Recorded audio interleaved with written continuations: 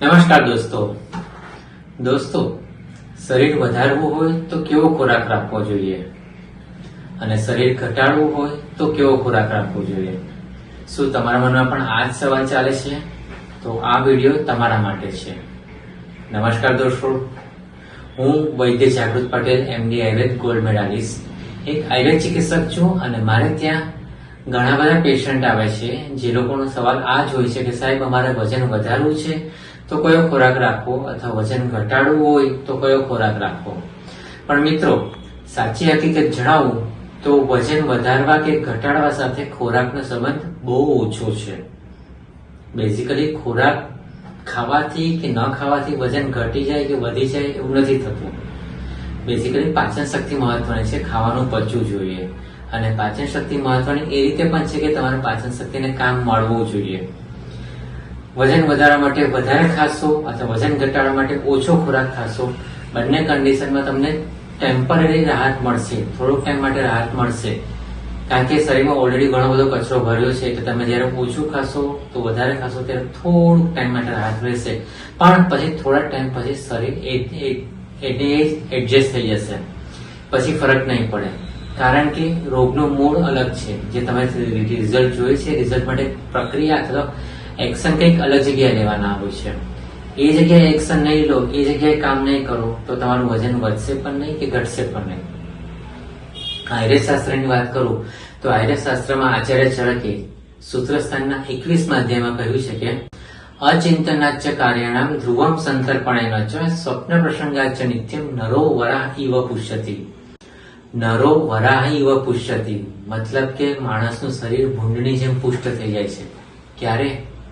અચિંતનાચ્ય કાર્યના, કોઈ પણ જાતની ચિંતા નહીં કરવાની, મન શાંત રાખવાનું, પ્રસન્ન ચિત્ત રહો તમે. જો તમે પ્રસન્ન ચિત્ત રહેશો તો શરીર વધશે. એનાથી ઉલટું જો ખોટી ચિંતા કરી રાખશો તો વધેલું શરીર પણ ઘટી જશે. એટલે ખોટી ચિંતાઓ નહીં કરવાની. અચિંતનાચ્ય, કોઈ જાતની ચિંતા વગર રિલેક્સ મસ્ત રહો, આનંદ મારો. ધ્રુવમ સંતર્પણેન ચ, પૌષ્ટિક ખોરાક ખાવાનો. સારો પૌષ્ટિક ખોરાક ખાશો તો એ તમારા શરીરનું વજન વધારશે. પણ અહીંયા ટર્મ્સ એન્ડ કન્ડિશન એપ્લાય. તમારો સારો ને પૌષ્ટિક ખોરાક તમારી પાચન શક્તિને અનુરૂપ હોવો જોઈએ. જો ભૂખ જ નથી લાગતી તમે પરાણે પછી પૌષ્ટિક ખોરાક ખાશો તો પૌષ્ટિક ખોરાક તમને અપચો કરશે. એટલે ભૂખ પ્રમાણે ખોરાક ખાવાનો છે, ભૂખ્યા નથી રહેવાનું. અને સારો પૌષ્ટિક ખોરાક ખાવાનો જે સરળતાથી પચી જાય. અને સ્વપ્ન પ્રસંગાચ્ચ નિત્યમ, ખાધેલા પછી પચાવવા માટે ઊંઘવું જરૂરી છે. ઊંઘશો તો તમારા શરીરને પોષણ મળશે.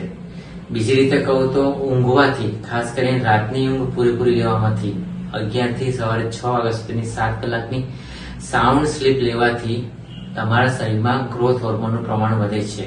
ગ્રોથ હોર્મોન તમારું શરીર વધારે છે, ધાતુઓની વૃદ્ધિ કરે છે. તો ગ્રોથ હોર્મોનના સિક્રેશન માટે પણ રાતની ઊંઘ પર્યાપ્ત હોવી જોઈએ. એટલે 7 કલાકની, મિનિમમ 7 કલાક. જો વજન વધારવું હોય તો 8-9 કલાકની પણ ઊંઘ લઈ શકો. વધારે ઊંઘ લેશો તો તમને શરીરને પોષણ મળશે. એટલે ફક્ત ખોરાકની પણ, ખોરાક ઉપરાંત મન પણ સાથે છે અને ઊંઘ પણ સાથે છે. ખોરાકનો ભાગ ફક્ત 33% છે વજન વધારવા કે ઘટાડવા માટે. એ સિવાય બીજો 86% ભાગ બીજો છે, એની પર ધ્યાન આપવું જરૂરી છે. બરાબર? તો તમારું વજન વધારવું છે તો મગજ શાંત રાખો, પ્રસન્ન રહો, પૌષ્ટિક ખોરાક લો. હવે પૌષ્ટિક ખોરાક એટલે કેવો ખોરાક લેશો? એવો ખોરાક લો જે સરળતાથી પચી જાય અને સાથે તમારા શરીરને પોષણ આપે. બરાબર? હવે ઘઉં અને ચોખા લઈએ તો ઘઉં પચવામાં ભારે છે, ઘઉં પોષણ આપે છે.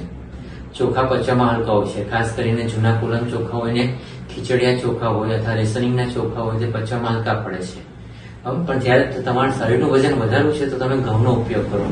ઘઉંની લાપસી બનાવીને ખાઈ શકો, ઘઉંની રોટલી, ઘઉંના ભાખરી, ઘઉંના થેપલા, એ બધું ખાવ તો એ તમારા શરીરને પોષણ આપશે. પણ એ પાચન શક્તિ પ્રમાણે ખાવાનું છે. બરાબર? એટલે પૌષ્ટિક વસ્તુ ખાવ. એ રીતે કાજુ બદામ અંજીર ખાઈ શકો, પાચન શક્તિ પ્રમાણે ખજૂર ખાઈ શકો. એ રીતે પૌષ્ટિક વસ્તુ ખાવ. જે કેળા પણ ખાઈ શકાય, સફરજન પણ ખાઈ શકાય. એ તમારા શરીરને પચી જશે ને તમને શરીરને પોષણ આપશે. અને જો વજન ઉતારવું છે તો કયો ખોરાક રાખશો? જે પચવામાં હલકો છે, પચવામાં ભારે પણ હોય તો પણ ચાલશે, પણ એ શરીરને પોષણ ન આપવો જોઈએ. મતલબ તમે ખાઓ, તમારી ફેક્ટરીને એટલે કે તમારા પાચન તંત્રને પચનનું કામ મળતું રહે પણ શરીરને પોષણ ન મળે એવો ખોરાક રાખવાનો. એટલે કે મમરા છે, મમરામાં કઈ કોણ ચેવડો થયો, ભેલ થયો, ધાણી થઈ અથવા તો આપણે સાબુદાણા થયા, મોરિયો, સામો જે આપણે ફરાળમાં ખાઈએ તે વસ્તુ થઈ.